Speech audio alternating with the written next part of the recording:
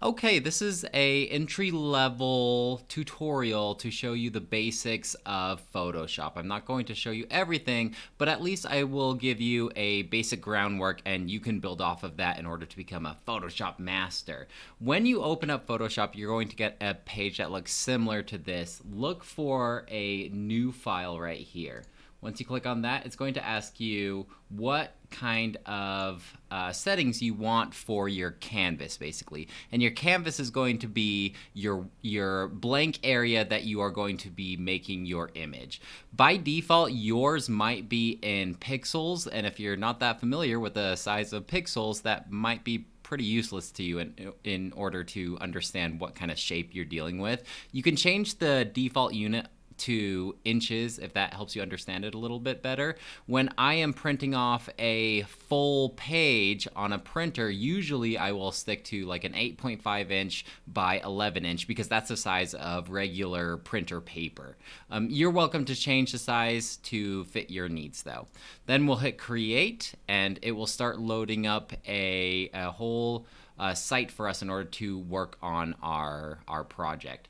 So right off the bat, you can see we have our white area here. This is our canvas, and we have a bunch of tools on the left-hand side, and it looks like we have some properties on the right-hand side, and it looks like our toolbar is up here at the top. So let's just start by explaining the concept of layers. So if this canvas right here was like a desktop, it's helpful to think of the order of things just by layers in order to help us grasp like how we order our things in order for it to overlap. So if over here on the left-hand side, these are the tools that we use in order to bring stuff onto our canvas. And if I hover over something, there will be a little preview, like an animated preview that will show you basically what it does. So it's very beneficial that way. So we can see that the rectangle tool obviously makes a rectangle. Now, if we hold the left click down on it, we're able to select a bunch of different shapes. So if I wanted the ellipse tool, then if I hover over it, it will show me what the ellipse tool does. And the ellipse tool basically makes like circles or spheres, things like that. So if I click on the ellipse tool, I then will want to choose my color. So I can choose the foreground color and the background color if I click on one of these boxes. There are other places that you can change the colors as well, but if you're dealing on this left-hand side, might as well use that anyway. So you can use your mouse to scroll between all these different colors. Let's pick a nice purple and hit OK. And we'll have this one be black. And we'll just click and drag our shape. And you can see that we can do it into an oval if you want, but if you hold down the shift key, it's going to lock it into a perfect symmetrical shape. Once you let go, it's going to create our image for us. So we see that we have a nice purple circle here. And we can adjust the fill and the stroke right here. So if I change my mind as far as the color goes, on the right-hand side under properties, I can say like, oh, I want a teal instead. Now the stroke is going to be your outline. So if I wanted back to my purple, I wanted a purple stroke, I can increase the size of it right here, which will give me a nice outline of my circle.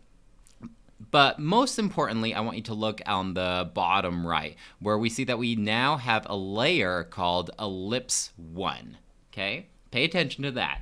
So let's go back to our shapes, and this time actually let's do a different tool. So let's do a text. Let's hover over text, see what text does. So you can see we can type whatever we want on it, pretty much exactly what you would expect. Now you can do it vertically if you want. We'll just do it horizontally, and we'll just make our text box, and I will type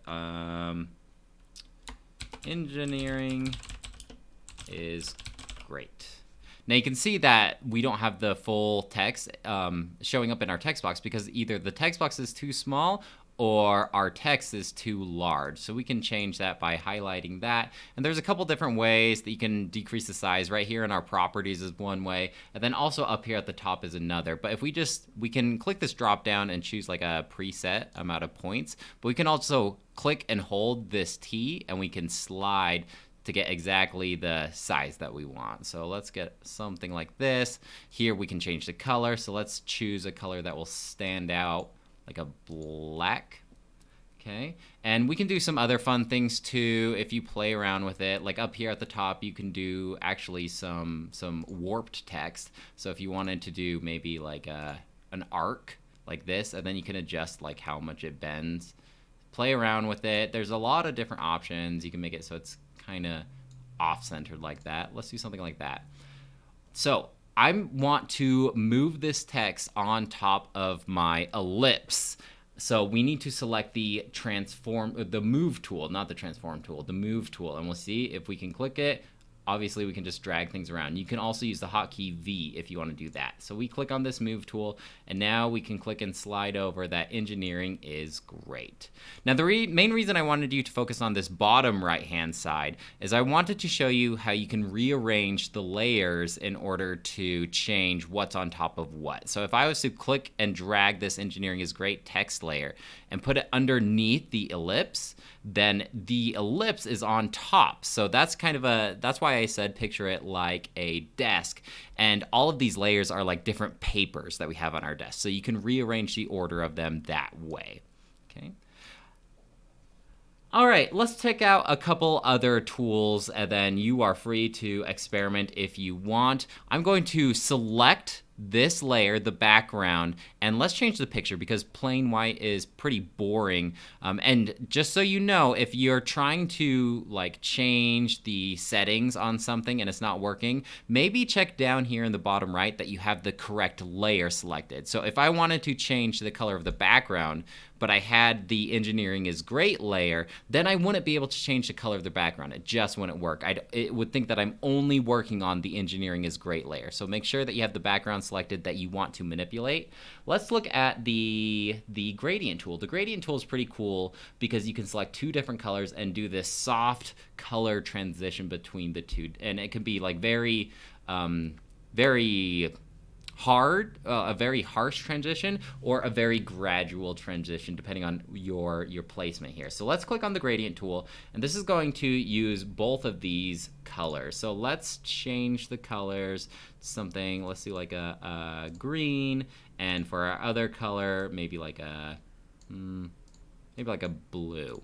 Okay, and you can see once I'm on here, I can click and drag the line anywhere, and this is going to be the direction of the gradient, and depending on how long the line is how soft or harsh that transition will be. So if I do a nice long line diagonally, it's going to make a cool gradient on our background. So if I undo this by pressing Control Z, and let's do like a small, tiny line just horizontally so you can see the difference between like a short line and the direction that you put your line. So usually a gradient is like a nice way of having a decent background that's not just boring white. You are also free to do like a paint bucket. Here's the paint bucket tool, and it basically changes the color of anything that you click on. So if I clicked on the paint bucket tool and I wanted this to be like a orange, pinkish, let's do a pinkish color, and I click here, it will change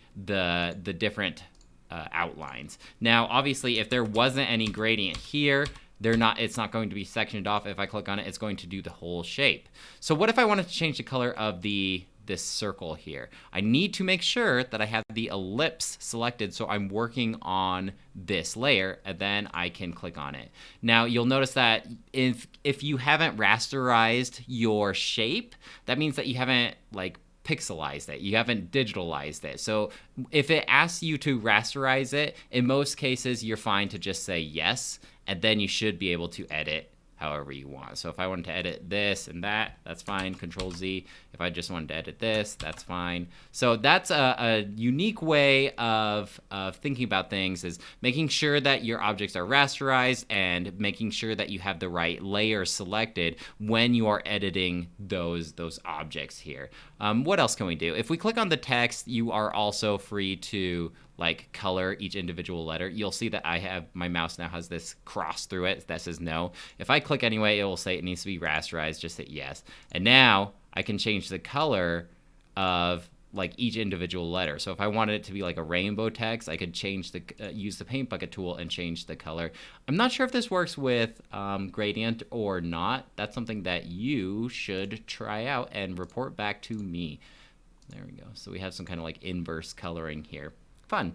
Okay, let's look at the brush tool. Now, if we hover our mouse over it, the brush tool is exactly what it says. It's kind of like a free-form drawing type of tool. And up here at the top, there's a lot of different options here. I'm not sure if you can access the different brushes through here or not, but I usually do it up here, where if I click right here, I can change the shape of the brush essentially. So if I want it to be like really jaggy, like a dry kind of brush technique, I could choose one of these brushes that would fit. If I wanted to be like more of a soft glowy kind of color, let's do that. That looks kind of fun. Then we can choose the size, like how big you want it to be, and then the hardness, that's going to be like how soft it is, like how blended it is into the background. So if we did like a 99 pixel, we can see that it's about this size. Let's increase the size a little bit, like 177. That should be fine. And let's change the color so it can stand out. We'll go back to our purple, and we'll do like a smiley face. So see how this brush is really soft. It's pretty fuzzy. We can change it. Let's do like more of a ultimate pencil hard. Let's see what that looks like. Okay, so that's going to be like a pencil. Obviously that one's pretty small, but if we increase the size, you can see that these have like their preset sizes and hardness, but you can adjust them after you've chosen your brush. So this one, see how the brush is kind of like jaggedy. It almost looks like fuzzy in a way, so we can do that. That's a way that you can utilize the brush tool to make whatever you want. And again, you want to make sure that it's on the right layer. So right now, the brush tool doesn't make its own layer. It's just going to immediately draw on whatever layer I have selected. So if you wanted this on a separate layer, so then it's easier to order, down here at the bottom right, you see this box with a plus sign on it. That's to create a new layer. And you're free to rename layers if you want. If you double click it, we'll just call this one like brush. So now let's change the color just so we can see the difference. We'll do, let's do like a deep red. So if we do like a frowny face, now I can click on my move tool and I can move this around wherever I want. If I wanted this like underneath all of this other stuff, all I have to do is click and drag this brush layer and drag it under the ellipse, and the engineering is great, and you see that it's layered like that. Okay. One other thing that's pretty important when using Photoshop is the ability to bring in your objects and be able to crop them successfully and blend them into your design. So let's actually bring in a Google search here. Let's look for like a wrench, because I guess our poster is all about engineering. So we'll click on images and find a nice picture of a wrench. This looks great. So if you click on that, it's gonna blow it up here. Go ahead and right click and go to Save Image As. Now Photoshop is a little picky in terms of what file format it can accept. So see when I right clicked on this and it says save file type as WebP file, that will not work. Usually what works best with Photoshop, you're typically going to be looking for JPEGs and PNGs. So this one won't work. Let's find another wrench. This looks like a nice wrench. Let's try this one. So we'll right click on that, go to Save Image As. That's also a WebP file, so you kind of just have to go through. If you are taking these images off of like Google, you're going to need to go through and find which one is a JPEG or a PNG. So this is a JPEG file. That's great. We'll just call this one wrench and save. Now, if you're using one of my laptops, it's a little weird in that it doesn't let you access your download file. It's kind of picky that way. So how we get around that is you'll notice that whenever we download anything, it pops up right here, like your recent downloads. You can just click and drag that and bring it over to your Photoshop document. So then we'll just drop it off right here, and then it should import it into your document. Now, if you are using like your own personal computer, you're free to download it, find where it's been downloaded. It'll probably by default be in your download folder. You can select that file, click and drag it over into your document as well, which also works just fine. Okay, so we have our image here, but you can see that it looks pretty pixely. Don't worry, it's not a bad image. It's just pixelated because it makes it easy for you to be able to move it around without it lagging up your computer too much. And already it was kind of lagging up my computer when I first imported it in. But once we are done transforming this tool and moving it, then it won't be pixelated anymore and it'll look like a finer resolution here. So most images are going to have some kind of like background here, and you probably don't want a background on your image when you are implementing it into your poster. So we have to select all of this white, and then we have to delete it. So the easiest way to do that is probably going to be over here, your magic wand tool, and you see that it automatically selects all of that same color, and it will make things really easy to delete everything that's non-essential to your picture. So if I click on this magic tool, you can see once I clicked on that the resolution on my wrench went a lot better. If I click on this, it's automatically going to select mostly all the white. Now you see that it thought that this shadow here was a part of the shape, in which case we probably don't want the shadow, so we'll have to go through and delete that next. But now you can just click on this eraser tool, and just like the brush, we'll make it just like super big, and you got to rasterize the object, and then we can just go through and erase it, and that will kind of help you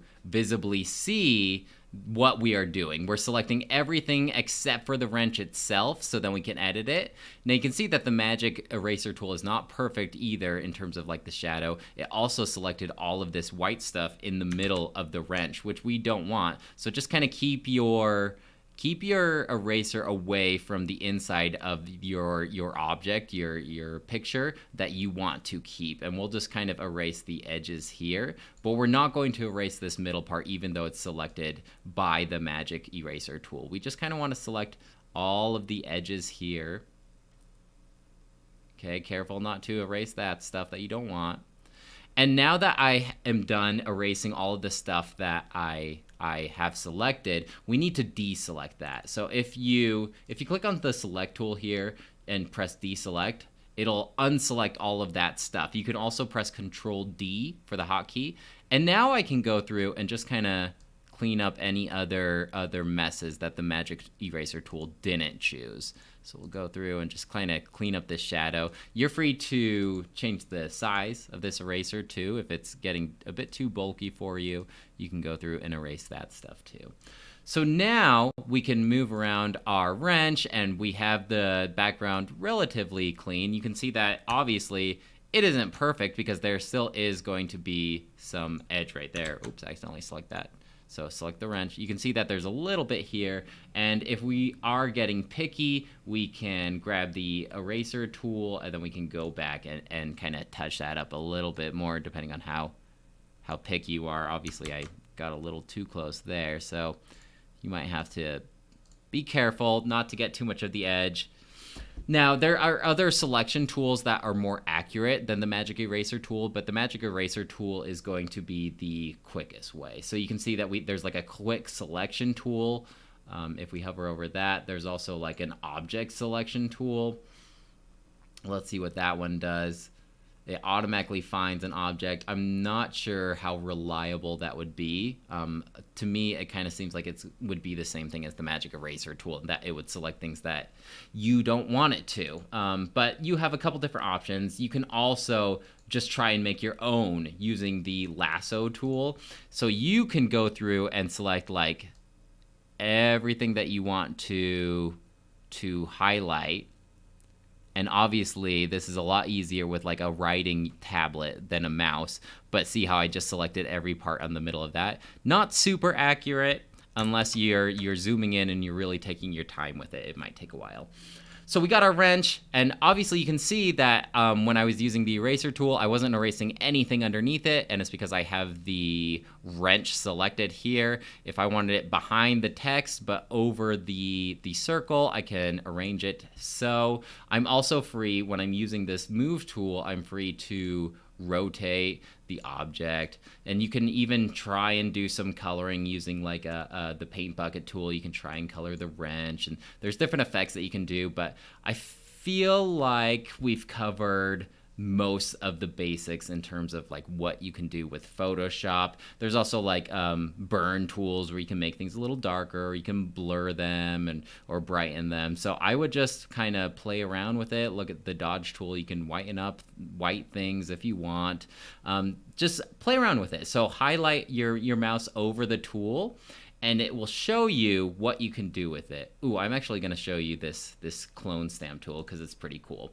So if I click on this clone stamp tool and I want to clone this wrench, I'm going to select my little cursor over what I want to copy, and I'm going to hold the Alt key, and you'll see that my cursor has changed. If I click on the Alt key, that's my target destination that I'm going to be copying from. Now I'll move my mouse over, and this is what I'm basically copying that area from. So if I click and drag, I'll start copying this whole area. And this isn't unique to the layers. This will do just pretty much the whole area as well. I wonder if there is a setting where you can just copy the layer itself and not the whole area, but you'll have to play around with that as well. But it's kind of a cool tool to use in terms of like touching things up if you want to cover up any blemishes. So like if I wanted to cover up this E here, like pretend this E wasn't supposed to be here, I could do that by clicking and covering up. I don't know why that one's not working. Let's do engineering is great. Okay, so layer selection does matter to some degree here, but I can also copy the wrench. So if I wanted to do a little bit of touching up, like that purple, if I didn't want that purple here, I just Alt click and then I could erase that purple. So it's a nice tool to have, and it's a tool that I definitely have fun with, and it always impresses people whenever they're watching you use Photoshop. So it makes you look pretty handy. Anyway, one last thing that I want to show you is how to export it. And there's a really quick and easy way to do it if you're not particular about your file format. And if you go up here to File, you can go to Export and Quick Export as PNG. And you don't have to if you don't care about the settings or anything like that, it will just automatically make it a PNG. You can call it whatever you want, like engineering poster, and save it to whatever file you want. This is typically how I want you to export your projects in order to submit them. After you quick export a PNG file, then turn it in Canvas to whatever corresponding Photoshop assignment I'm having you do at the time. Okay, if you have any questions, please email me. I'll be happy to help you out. Bye.